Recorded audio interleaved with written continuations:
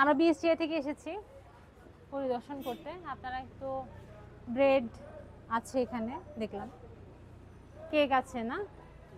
আর কি কি উৎপাদন করেন আপনারা এখানে? বিস্কিট আছে ম্যাডাম, দেখেন অনেক ধরনের বিস্কিট, চানাচুর। এখানেই তো ফ্যাক্টরি না? দেখে আমরা একটু দেখতে চাচ্ছিলাম। ম্যাডাম কি অবস্থা দেখেন, কি নোংরা। এটার অবস্থা তো খুবই খারাপ। আপনাদের রেসপন্সিবল কি আছে? আপনাদের মালিককে একটু ডাক দেন। এটা কি করতেছো এখানে? সস তৈরি হবে। সস? জি।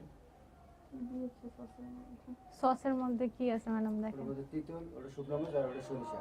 এখানে কেক তৈরি হইতেছে, তার 6 মাস হয়ে গেছে মেয়াদ উত্তীর্ণ লাইসেন্সের। ঠিক আছে, আপনি এখনো পর্যন্ত আবেদনও করেন না। আপনার ভিতরের অস্বাস্থ্যকর পরিবেশ আসলে। আপনি এখানে কি কি জিনিস তৈরি করেন এই জায়গাতে? রুটি, বিস্কিট, কেক। আর বাকি জিনিস কোথা থেকে তৈরি করেন? হ্যাঁ, বাহির থেকে, বেকারি থেকে আসে।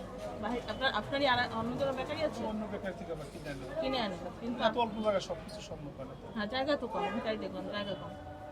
বাকিটা অন্য বেকারি থেকে কিনে নিয়ে আসেন। আর নিজে বানান আপনি হচ্ছেন রুটি, বিস্কিট, কেক। ওই তিনটার আপনি লাইসেন্স, এক হচ্ছে লাইসেন্সের ম্যাচের। আর পরিবেশটা আমাদের ভালো লাগে না। হ্যাঁ, পরিবেশের অবস্থা খুবই খারাপ, ভিতরটা নোংরা। আপনার কিন্তু কর্মচারী অনেক, জায়গা কম। ওরা কিন্তু চাইলে এইটুকু জায়গাটা পরিষ্কার রাখতে পারে। এটা মনিটরিং করার দায়িত্ব কিন্তু আপনার, ঠিক আছে, যেহেতু আপনি মালিক।